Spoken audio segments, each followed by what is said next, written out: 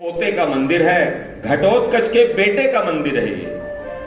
तो घटोत्कच के बेटे और भीमसेन के पोते की कथा अंततः लिखी कहां पर है, किस पुराण में लिखी है, किस वेद में लिखी है, किस रामायण में लिखी है, इसका अता पता तो होना चाहिए ना। तो जब विद्वानों ने बैठक की और बड़े बड़े विद्वान जब बैठे तो उन्होंने पाया कि इस धरती के ऊपर में एक ही ग्रंथ है, एक ही वेद व्यास की रचना है, उसी में श्याम बाबा खाटू वाले का वर्णन तो है, लेकिन उनका वर्णन बर्बरीक के नाम से है। बोलिए बर्बरीक जी महाराज की। और वो जो ग्रंथ है, वो ग्रंथ आपके सामने यहां रखा हुआ है। आप सब इसका दर्शन कीजिए, प्रणाम कीजिए वहीं से। ये ग्रंथ जो है इसका नाम है स्कंद पुराण और गीता प्रेस गोरखपुर धार्मिक ग्रंथों को छापती है, आप लोग सभी जानते हैं। इस ग्रंथ की महिमा यह है कि जब अयोध्या में श्री राम जी के मंदिर का केस लड़ा गया, सुप्रीम कोर्ट तक जब पहुंचा, तो सुप्रीम कोर्ट के जज ने बोला कि सारे साक्ष्य तो मिल रहे हैं कि अयोध्या में राम जी का जन्म हुआ था, सब कुछ खुदाई में भी मिल गया, लेकिन आप ये बताइए कि आपके किस पुराण में, किस जगह पे, कौन से पेज पर लिखा हुआ है कि सरयू नदी के किनारे में भगवान राम का जन्म अयोध्या में हुआ था। और तब हमारे जो चित्रकूट वाले बाबा जी हैं, राम भद्राचार्य जी महाराज, सभी कोई जानते हैं ना, उन्होंने बोला कि हमको सुप्रीम कोर्ट में ले चलिए।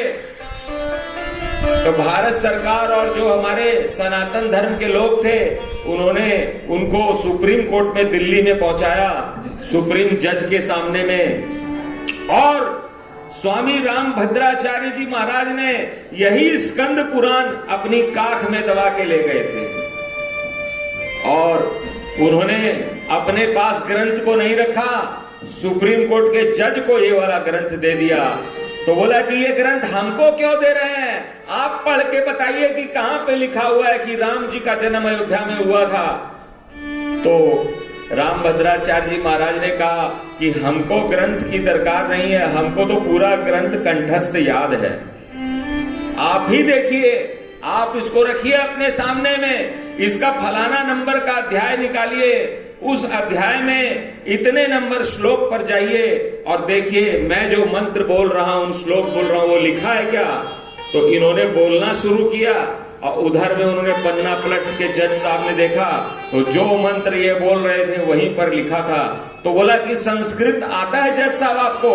तो बोला हमको संस्कृत नहीं आती, हम लोग तो अंग्रेजी स्कूल में पढ़े हैं। तो बोला ठीक है, अंग्रेजी में नीचे में ट्रांसलेशन लिखा होगा श्लोक का, वो पढ़िए।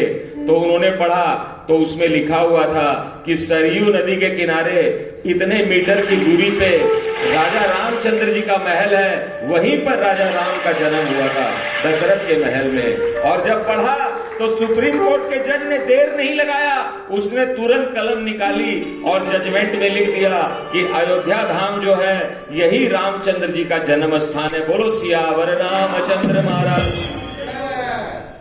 तो इस ग्रंथ की महिमा ये है। और अभी इस ग्रंथ की महिमा में और भी 2 अध्याय जुड़ने वाले हैं। काशी विश्वनाथ में जो मंदिर है उसका वर्णन भी इसी ग्रंथ में लिखा है, और मथुरा वृंदावन में जो राम कृष्ण जन्मभूमि है उसका वर्णन, एड्रेस भी इसी ग्रंथ में लिखा हुआ है। और हम लोग कितने सौभाग्यशाली हैं कि इसी ग्रंथ में हमारे श्याम बाबा खाटू वाले का वर्णन बर्बरीक जी के नाम से लिखा है।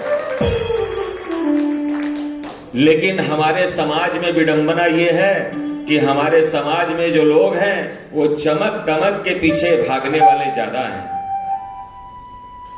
और जहां चमक दमक होती है उधर ही चले जाते हैं, और जहां सच्चाई होती है वहां से दूर भागते हैं। लेकिन आप लोग घबराइए मत, आप लोग सही एड्रेस पे आ गए हैं।